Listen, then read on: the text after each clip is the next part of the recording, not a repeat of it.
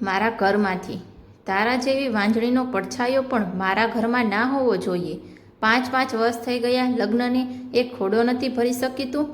મારો દીકરો શું આખી જિંદગી નિસંતાન મળશે? તાક વાકે જરા વિચાર કરો. જે ઘરમાં કાલ સુધી કિલકિલાટ ગુંજતો હોય ત્યાંથી મધરાતે ધોધમાર વરસાદમાં એક નિર્દોષ સ્ત્રીને માંજણી અને અપશુકનિયાળ મેણા મારીને ધક્કા મારીને બહાર ફેંકી દેવામાં આવે તો એના દિલ પર શું વીતે છે? જે અબડાને ભિખારણ સમજીને રાતોરાત કાઢી મુકાઈ હતી એ જ પાયલ જ્યારે 3 વર્ષ પછી કરોડોની ગાડી અને ખોડામાં વારસદાર લઈને એ જ આંગણામાં છાતી ઠોકીને પાછી ફરે છે, ત્યારે રમાબેન અને તેના અહંકારી પતિ સમીરના પગ નીચેની જમીન ખસી જાય છે. પણ આ બાળકની પાછળનું ભયંકર રહસ્ય શું છે? આજે હું તમારી સમક્ષ સુરતના કતાર ગામમાં આવેલી શાંતિ સોસાયટીમાં બનેલી એક એવી રૂવાડા ઊભા કરી દે તેવી મહાકહાણી લઈને આવ્યો છું, જે સમાજની ક્રૂરતા સામે તમારું લોહી ઉકાળી દેશે. જો આ સત્ય ઘટના તમારા દિલના તારને હચમચાવી મૂકે તો હમણાં જ આપણી ચેનલને સબસ્ક્રાઈબ કરજો. તમે આ વિડીયો કયા દેશ, રાજ્ય કે ગામમાંથી જોઈ રહ્યા છો તે કમેન્ટમાં જરૂર જણાવજો, જેથી ખ્યાલ આવે કે આપણો આ સંસ્કારી પરિવાર ક્યાં સુધી ફેલાયેલો છે. તો ચાલો મિત્રો, કોઈ પણ વિલંબ વિના શરૂ કરીએ. આજની આ દિલ ધડક મહાકાળનીની ભાદરવા મહિનાનો બફારો હતો અને સુરત શહેર પર વાદળો ગોરમભાઈ રહેલા હતા. કતાર ગામની શાંતિ સોસાયટીના છેવાડે આવેલા સમીરના ઘરમાંથી આજે મોડી રાત્રે ચીસાચીસનો અવાજ આવી રહ્યો હતો. સોસાયટીના લોકો બારીમાંથી ડોકિયા કરતા હતા, પણ કોઈ વચ્ચે પડવાની હિંમત ન કરતું. રમાબેનનો અવાજ આખી શેરીમાં ગુંજી રહ્યો હતો. નીકળ મારા ઘરમાંથી. તારા જેવી વાંજણીનો પડછાયો પણ મારા ઘરમાં ના જોઈએ. 5 વર્ષ થઈ ગયા લગ્નને, એ ખોડો નથી ભરી શકી તું. મારો દીકરો શું આખી જિંદગી નિસંતાન મળશે? તારા વાંકે. રમાબેને પાયલનો હાથ પકડીને એને ઘરના ઉંબરાની બહાર ફેંકી દીધી. પાયલ જમીન પર પટકાઈ. એના કપડામાંથી લોહીની એક નાની ધાર ફૂટી નીકળી, પણ એનાથી વધારે લોહી એના હૃદયમાંથી વહી રહ્યું હતું. એણે રડતી આંખે દરવાજા પાસે ઊભેલા પોતાના પતિ સમીર સામે જોયું. સમીર, જેની સાથે એણે 7 ફેરા ફર્યા હતા, જેની સાથે એણે આખી જિંદગી વિતાવવાના સપના જોયા હતા, એ સમીર આજે નજર ચોરાવીને ઊભો હતો. પાયલના હાથમાં એક કાગળ હતું, મેડિકલ રિપોર્ટ. એ રિપોર્ટ જેમાં સ્પષ્ટ લખેલું હતું કે ખામી પાયલમાં છે, પણ આ આખું સત્ય નહોતું. પાયલ જાણતી હતી કે આ રિપોર્ટ નકલી છે. સાચો રિપોર્ટ તો એણે 2 દિવસ પહેલાં સમીરના કબાટમાંથી છુપાઈને વાંચ્યો હતો. ખામી પાયલમાં નહોતી, ખામી સમીરમાં હતી. સમીર ક્યારે બાપ બની શકે તેમ નહોતું, પણ સમાજમાં પોતાની ઇજ્જત બચાવવા માટે પોતાની મર્દાંગીની પર ડાઘ ન લાગે એટલે સમીરે ડૉક્ટરને પૈસા ખવડાવીને પાયલના નામે ખોટો રિપોર્ટ બનાવી લીધો હતો. સમીર કંઈક તો બોલ્યો. તમે જાણો છો ને સત્ય શું છે? બા, આ રિપોર્ટ ખોટો છે.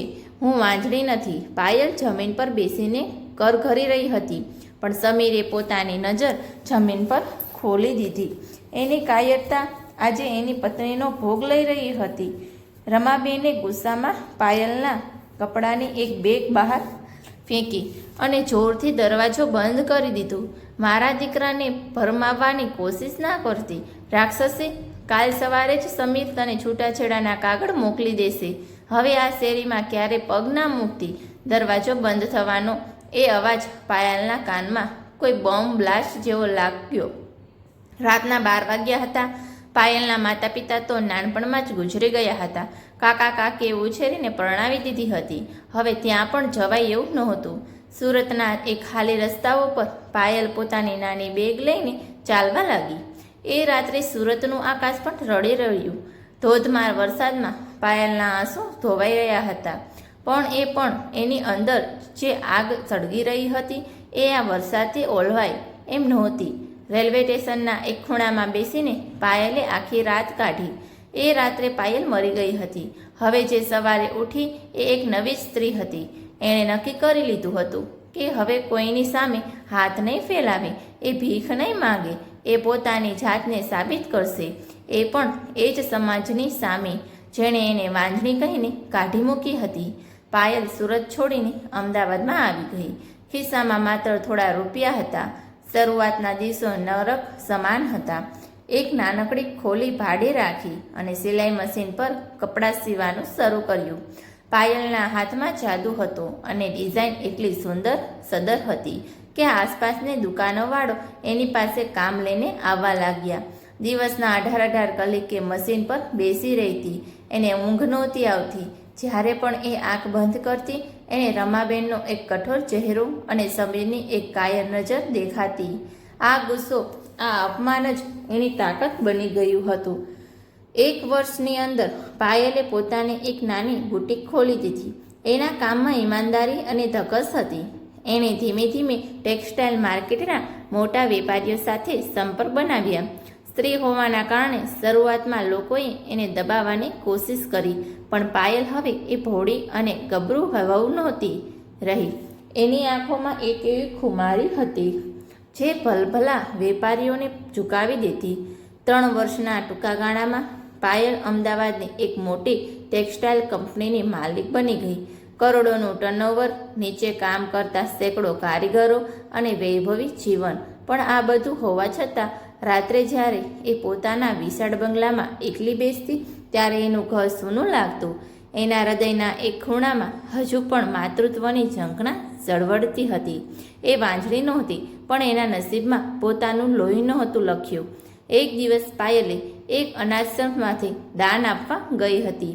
ત્યાં એની નજર એક નાના આશરે 6 મહિનાના બાળક પર પડી. એ બાળક રડતું ન હતું, બસ પોતાની મોટી મોટી આંખોથી પાયલને જોઈ લ્યું હતું. પાયલના પગ આપોઆપ એની તરફ ખેંચાયા. એણે જ્યારે બાળકને હાથમાં લીધું ત્યારે એના શરીરમાંથી એક વીજળી પસાર થઈ ગઈ. બાળકે પોતાના નાના હાથથી પાયલની આંગળી પકડી લીધી. એ ક્ષણે એણે નક્કી કરી લીધું કે આ એનો દીકરો છે.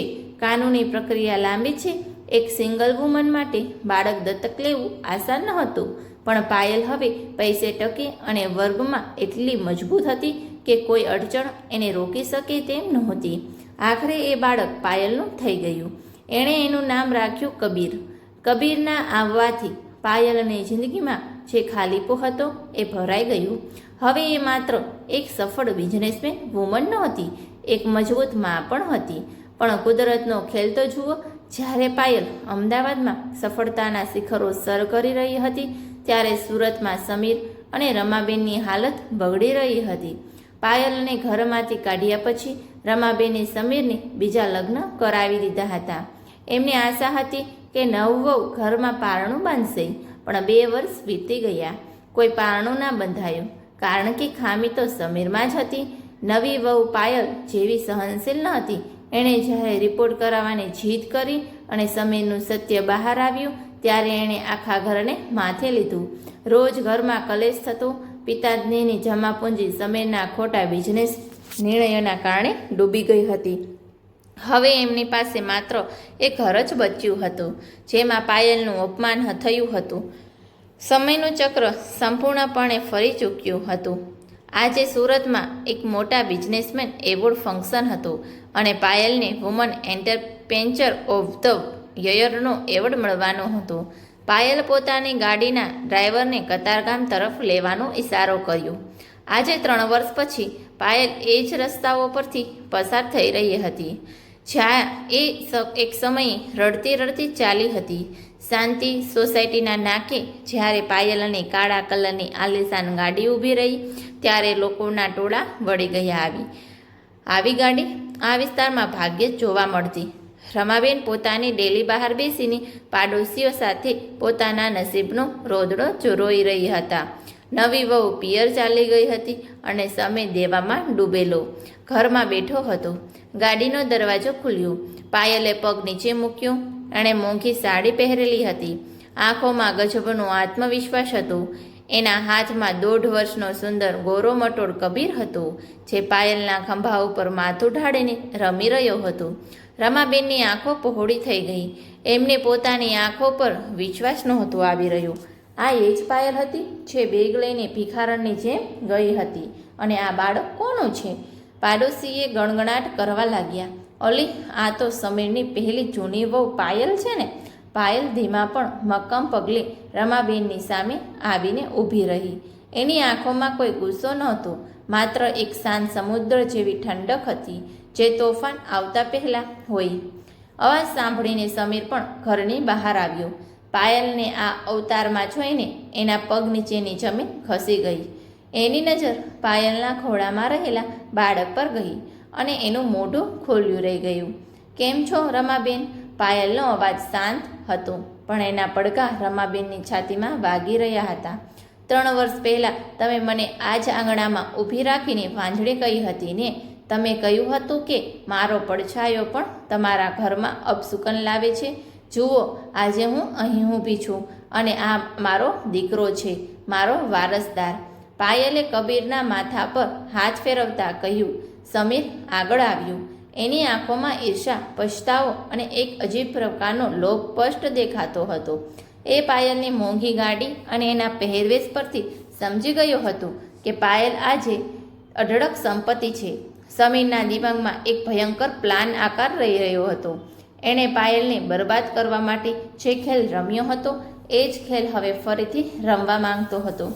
એને લાગ્યું કે આ બાળક કદાચ પાયલે દત્તક લીધું હશે, પણ જો એ પાયલનો પતિ હોવાનો દાવો કરે તો આ બાળક અને આ સંપત્તિ બંને એના થઈ શકે, કારણ કે છૂટાછેડાની પ્રક્રિયા ક્યારે પૂરી થઈ જ ન હતી. સમીરે બનાવટી સ્મિત કરતાં કહ્યું, પાયલ, મને માફ કરી દે, મારી ભૂલ હતી, પણ આ બાળક, આ તો મારો જ દીકરો છે ને? તું મારી પત્ની છે. આપણે કાયદેસર છૂટાછેડા ક્યાં લીધા છે? સમીરના આ શબ્દો સાંભળીને સોસાયટીના લોકો દંગ રહી ગયા. પાયલના ચહેરા પર એક કટાક્ષભર્યું હાસ્ય આવી ગયું. એ જાણતી હતી કે સમીર કેટલી હદ નીચે જઈ શકે છે. તમારો દીકરો? સમીર, હજુ પણ તારી ઓકાત એ જ છે જે 3 વર્ષ પહેલાં હતી? જૂઠ અને ફરેબ, પાયલે સ્પષ્ટ શબ્દોમાં કહ્યું. પણ સમીર હવે ગાંડો થયો હતો. એને પાયલની સંપત્તિ દેખાઈ રહી હતી. રમાબહેનને પણ અચાનક દીકરામાં અને વહુમાં રસ પડવા લાગ્યો. એમને લાગ્યું કે આ બાળકને બહાને એમના ઘરની ગરીબી દૂર થઈ જશે. હું કોર્ટમાં જઈશ પાયલ, હું સાબિત કરીશ કે આ બાળક પણ મારો હક છે. તું મારી કાયદેસરની પત્ની છે અને તારી બધી મિલકત અને આ બાળક પણ મારો અધિકાર છે. સમીરે ધમકી આપી. પાયલે એક સેકન્ડ માટે સમીરની આંખોમાં જોયું. એની અંદરનો લાવા ફાટવાની તૈયારીમાં હતો. તો મળીએ કોર્ટમાં. સમીર, પણ યાદ રાખજે, હવે જે સત્ય હું ત્યાં લાવીશ એ પછી તું આ દુનિયામાં કોઈને મોઢું બતાવવા લાયક નહીં રહી. પાયલ પોતાની ગાડીમાં બેસી ગઈ અને ગાડી ત્યાંથી નીકળી ગઈ, પાછળ છોડી ગઈ એક છન્નાટો અને સમીરના મનમાં એક અજીબ ડર. આ ડ્રામા હવે કોર્ટરૂમમાં પહોંચવાનો હતો, જ્યાં સમીર એવો દાવા રમવાનો હતો જેની પાયલને પણ કલ્પના નહોતી. પણ પાયલ પાસે સમીરનું એક એવું ભયંકર રહસ્ય હતું જે મેડિકલ રિપોર્ટ કરતાં પણ વધારે તૃણાસ્પદ હતું. એક એવું રહસ્ય જે ખુલે તો સમીરને જેલના સળિયા ગણવા પડે. સુરતના ઉનાળાની એ બળબડતી બપોર હતી. ફેમિલી કોર્ટની બહાર લોકોની ભીડ જમા થઈ હતી. સામાન્ય રીતે છૂટાછેડા કે ભરણપોષણના કેસમાં આટલી ભીડ નથી હોતી, પણ આજે વાત કંઈક અલગ હતી. આસપાસના વિસ્તારમાં અને ખાસ કરીને કતાર ગામની શાંતિ સોસાયટીમાં આ કેસ ચર્ચાનો વિષય બની ગયો હતો. એક એવી સ્ત્રી જેને 3 વર્ષ પહેલાં વાંજણી કહીને મધરાત્રે ઘરમાંથી કાઢી મૂકવામાં આવી હતી, એ આજે કરોડોની માલકીન બનીને પાછી ફરી હતી. અને જે પતિએ એને કાઢી મૂક્યો હતો એ જ પતિ આજે એની સંપત્તિ અને એને દત્તક લીધેલા બાળક પર પોતાનો હક જમાવવા કોર્ટના પગથિયાં ચડી રહ્યો હતો. સમીર અને રમાબેન કોર્ટના વરંડામાં એક બાજુ ઊભા હતા. સમીરના ચહેરા પર એક અજીબ પ્રકારનો લોભ અને અહંકાર સ્પષ્ટ દેખાતો હતો. એણે પોતાના વકીલ મનસુખભાઈને ભારે ફી આપીને રોક્યા હતા. સમીરના મનમાં એક જ ગણતરી ચાલી રહી હતી કે કાયદાની નજરમાં પાયલ હજુ પણ એની પત્ની છે. હિન્દુ મેરેજ એક્ટ મુજબ એણે પાયલને કાયદેસર છૂટાછેડા આપ્યા નહોતા, એટલે પાયલની એ ટેક્સટાઇલ કંપની, એનો બંગલો, એની ગાડી, બધું જ ક્યાંક ને ક્યાંક સમીરનું પણ હતું. અને પેલું બાળક ભલે દત્તક લીધેલું હોય, પણ જો સમીર પિતા તરીકે એનો સ્વીકાર કરે તો પાયલ કાયદેકીય રીતે બંધાઈ જશે. રમાબેન પણ મનોમન ખુશ હતા. એમને લાગતું હતું કે હવે એમના દુર્ભાગ્યના દિવસો પૂરા થવાના છે. દીકરા, વકીલ સાહેબને બરાબર સમજાવી દીધું છે ને? પેલી ડાકણ આપણો હક છીનવીને ન બેસી જાય. એની પાસે જે કંઈ છે એ બધું આપણા પરિવારના નામે જ હોવું જોઈએ. રમાબેને ધીમા સાદે સમીરના કાનમાં કહ્યું. સમીરે લૂચું સ્મિત કરતાં માથું હલાવ્યું. એમને ક્યાં ખબર હતી કે જે આજે કોર્ટના એ બંધ ઓરડામાં એક એવું વાવાઝોડું આવવાનું છે જે એમના આખા અસ્તિત્વને મૂળમાંથી ઉકાળી બેસશે. બરાબર 11:30 વાગ્યે પાયલની ગાડી કોર્ટના કેમ્પસમાં પ્રવેશી. ડ્રાઈવરે દરવાજો ખોલ્યો અને પાયલ બહાર આવી. આજે એણે એ કોઈ મોંઘી સાડી કે ભારે દાગીના નહોતા પહેર્યા. એણે એક સાદી પણ સુંદર સુતરાઉ સાડી પહેરી હતી. એના ચહેરા પર એવી શાંતિ હતી જે કોઈ મોટા સંત કે યોગીના ચહેરા પર. એની આંખોમાં કોઈ ડર નહોતો, કોઈ આક્રોશ નહોતો, બસ એક અડગ નિશ્ચય હતું. એના ખોળામાં નાનકડો કબીર હતો જે આખી દુનિયાથી અજાણ થઈને પોતાની માના ગળામાં હાથ રાખીને હસી રહ્યો હતો. પાયલની સાથે એના વકીલ દેશમુખ સાહેબ હતા. પાયલ જેવી કોર્ટરૂમ તરફ આગળ વધી, લોકોની નજર એના પર ચોંટી ગઈ. સમીરે જ્યારે પાયલને જોઈ ત્યારે એની આંખોમાં એક ક્ષણ માટે ડર ડોક્યું કરી રહ્યો હતો. તરત જ એણે પોતાના ચહેરા પર બનાવટી આત્મવિશ્વાસ ઓઢી લીધો. કોર્ટની કાર્યવાહી શરૂ થઈ. જજ સાહેબ પોતાની ખુરશી પર ગોઠવાઈ સમીરના વકીલ મનસુખભાઈએ ઊભા થઈને દલીલો શરૂ કરી. એમનો અવાજ આખા રૂમમાં ગૂંજવા લાગ્યો. માયલોડ, આ કેસ માત્ર એક પતિ પત્નીના ઝઘડાનો નથી. આ કેસ છે એક સ્ત્રીની મહત્વાકાંક્ષા અને એક પતિના તૂટેલા વિશ્વાસનો. મારા અસીલ સમીરભાઈના લગ્ન પાયલબેન સાથે 5 વર્ષ પહેલાં થયા હતા. લગ્નના 2 વર્ષ સુધી ઘરમાં પારણું ના બંધાયું. મેડિકલ રિપોર્ટમાં સાબિત થયું હતું કે પાયલબેન ક્યારે મા બની શકે તે નથી. છતાં મારા અસીલ સમીરભાઈએ એમનો સાથ ના છોડ્યો. પણ પાયલબેનને આ વાતનું એટલું દુઃખ લાગ્યું કે રાતોરાત ઘરમાંથી ભાગી ગયા. સમીરભાઈએ એમને બહુ શોધ્યા પણ એ ના મળ્યા. આજે 3 વર્ષ પછી એ અચાનક પાછા આવ્યા છે, એક મોટો બિઝનેસ લઈને અને એક પારકા બાળકને દત્તક લઈને. માયલોડ, આજે પણ પાયલ સમીરભાઈની કાયદેસરની પત્ની છે. પત્નીની સંપત્તિ પર પતિનો સમાન અધિકાર છે અને આ બાળક સમીરભાઈ ઉદાર દિલના છે. એ આ બાળકને પોતાનું નામ આપવા તૈયાર છે. પાયલબેને તરત જ સમીરભાઈના ઘરે પાછા ફરવું જોઈએ અને પત્ની તરીકે પોતાની ફરજ બજાવવી જોઈએ.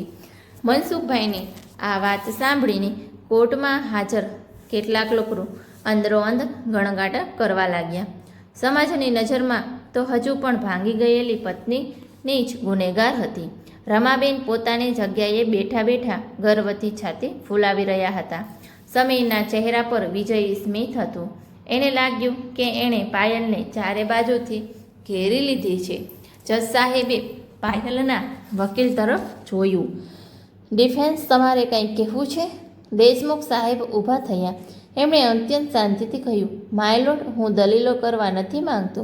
મારી અસીલ પાયલ પોતે જ પોતાની વાત રજૂ કરવા માંગી છે. જો આપની પરવાનગી હોય તો. જજ સાહેબે માથું હલાવીને મંજૂરી આપી. પાયલ ધીમા પગલે વિટનેસ બોક્સમાં આવીને ઊભી રહી. એણે એકવાર સમીર અને રમાબેન તરફ જોયું.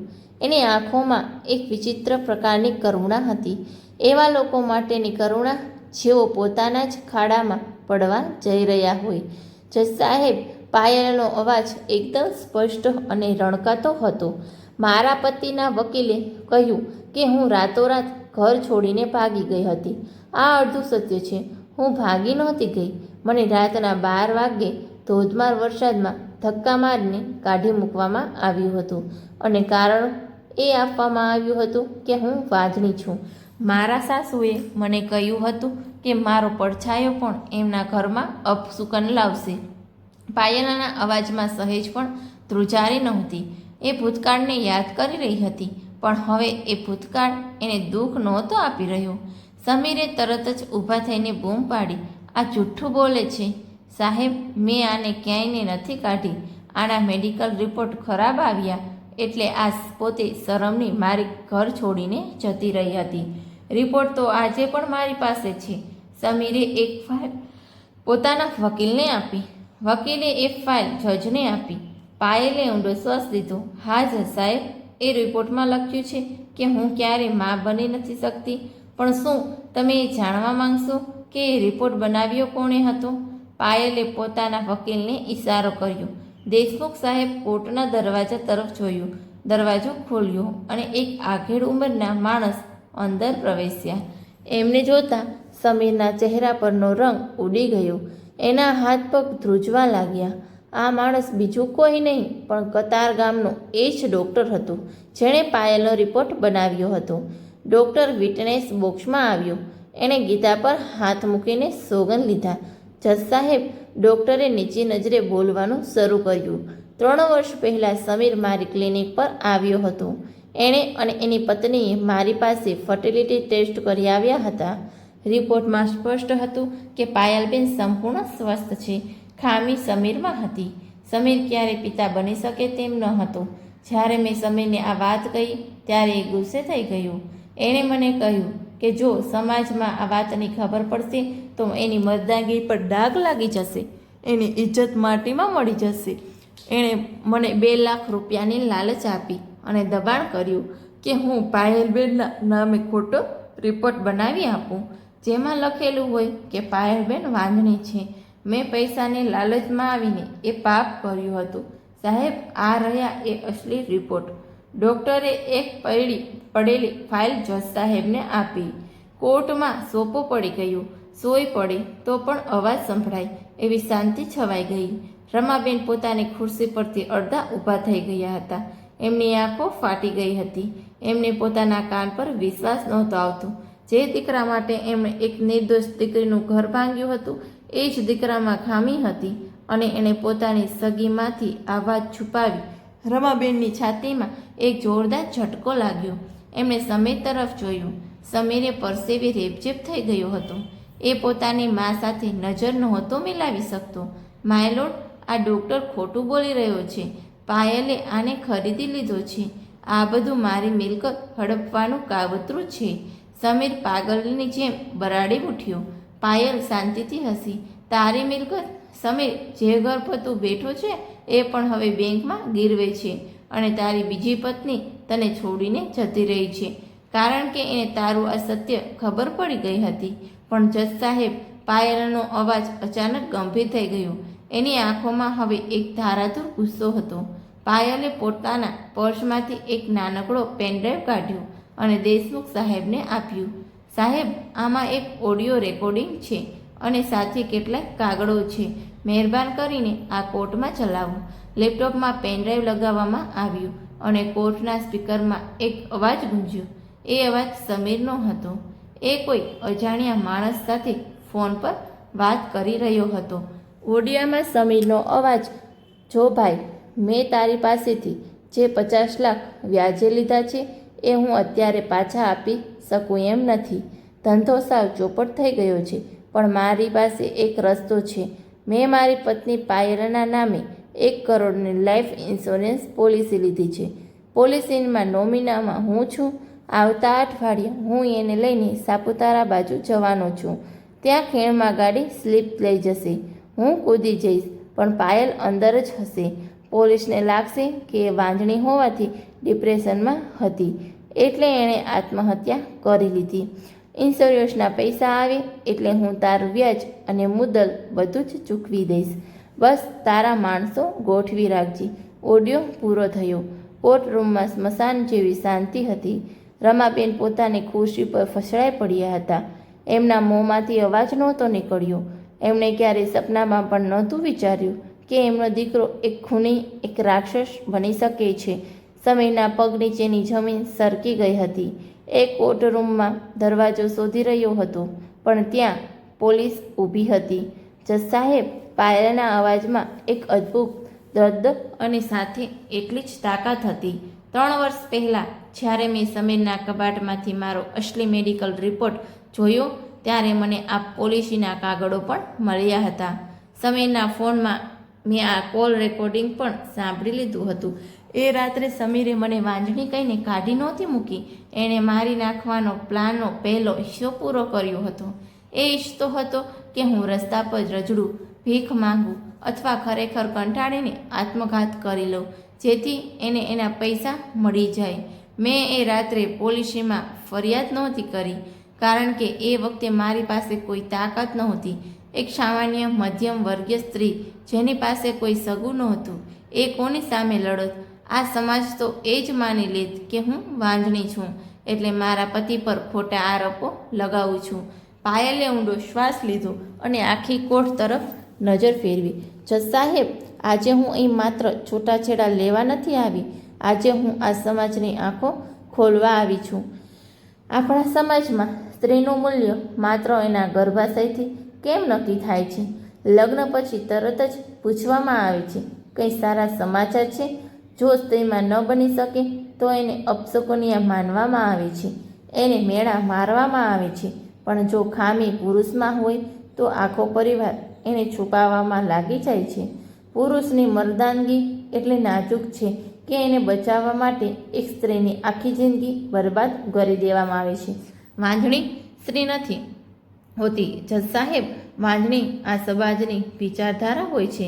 વાંઝણો એ અહંકાર હોય છે જે સ્ત્રીને માત્ર એક મશીન સમજે છે. પાયલ પોતાના દીકરા કબીર તરફ ફરી. માતૃત્વ એ માત્ર જન્મ આપવાની પ્રક્રિયા નથી. માતૃત્વ એટલે પ્રેમ, સમર્પણ અને એક જીવને ઉછેરવાની હિંમત. મેં મારા કબીરને જન્મ નથી આપ્યો, પણ એ મારો આત્મા છે, જેણે મને ધક્કા મારીને કાઢી મૂક્યો હતો, જે આજે મારા બાળક પર હક જમાવવા આવ્યો છે. કે આ હકથી, કાયદાના હકથી, કે આ કાયદો સંબંધો નથી બનાવતો સાહેબ, સંબંધો દિલથી બને છે. જજ સાહેબની આંખો પણ ભીની હતી. એમણે પોતાનો ચશ્મા કાઢીને રૂમાલથી સાફ કર્યા. એમણે સમીર તરફ જોયું. સમીરનું માથું શરમથી ઝૂકેલું હતું. કોર્ટ તમામ પુરાવો અને સાક્ષીઓના નિવેદન સાંભળ્યા પછી એ તારણ પર આવે છે કે સમીર અને એના પરિવારે પાયલબેન સાથે ન માત્ર શારીરિક અને માનસિક અત્યાચાર કર્યો છે, પરંતુ એક ગંભીર ગુનાહિત કાવતરું પણ રચ્યું હતું. કોર્ટ આ લગ્નને તાત્કાલિક અસરથી રદ કરે છે. પાયલબેનની તમામ મિલકત અને બાળક પર માત્ર ને માત્ર એમનો જ અધિકાર રહેશે.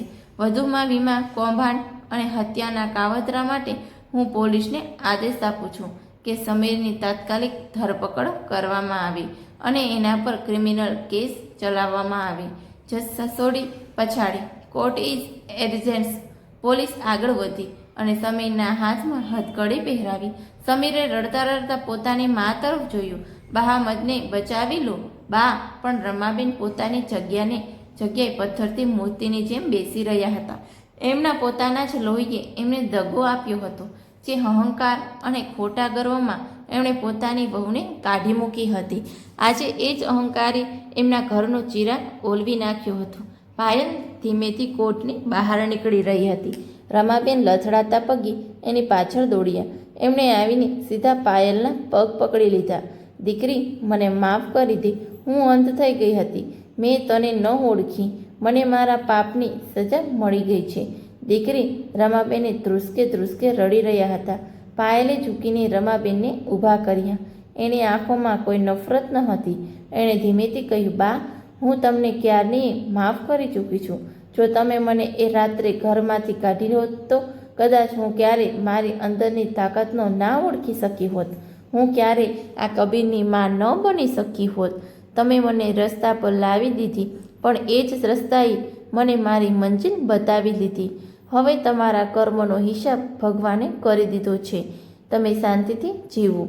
પાયલે કબીરને પોતાના ગળે લગાવ્યો અને પોતાની ગાડીમાં બેસી ગઈ. ગાડી ધીમે ધીમે કોર્ટના કેમ્પસમાંથી બહાર નીકળી ગઈ.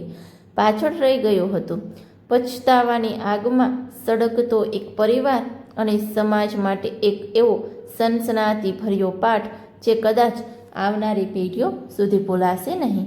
સત્ય ભલે થોડા સમય માટે દબાઈ જાય, પણ જ્યારે બહાર આવે છે ત્યારે એ ખોટા અહંકારના મહેલોને મૂળમાંથી ઉખેડી ફેંકે છે. સ્ત્રી અબળા નથી હોતી, એને અબળા સમજવાની ભૂલ સમાજની સૌથી મોટી વાંઝણી વિચારધારા છે. સમયનું ચક્ર જ્યારે ફરે છે ત્યારે મોટા મોટા અહંકારીઓના માથા નીચે નમી જાય છે.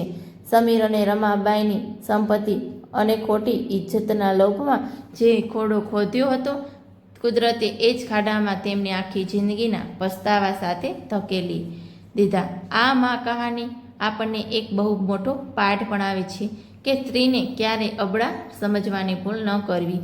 માતૃત્વ એ માત્ર જન્મ આપવાથી નહીં પણ હૃદયના સાચા પ્રેમથી નક્કી થાય છે. કોઈની નિર્દોષ દીકરીને વાંજળી કહીને કાઢી મૂકતા પહેલાં 1000 વાર વિચારજો, કારણ કે કોઈના સાચા આંસુ અને હાય ઈશ્વરના દરબારમાં સીધા પહોંચે છે અને પછી અહંકારનો નશો ઉતરી જાય છે. ત્યારે હાથમાં પસ્તાવા સિવાય કંઈ નથી હોતું. તો મિત્રો, વાર્તા પસંદ આવી હોય તો અમારી ગુજરાતી સ્ટોરી ચેનલને લાઈક અને સબસ્ક્રાઈબ જરૂરથી કરી દેજો, જેથી કરીને અમારા વિડીયોની માહિતી તમને મળતી રહે. તો ફરી મળીશું એક નવી વાર્તા સાથે. ત્યાં સુધી આપ સૌને જય શ્રી કૃષ્ણ. રાધે રાધે.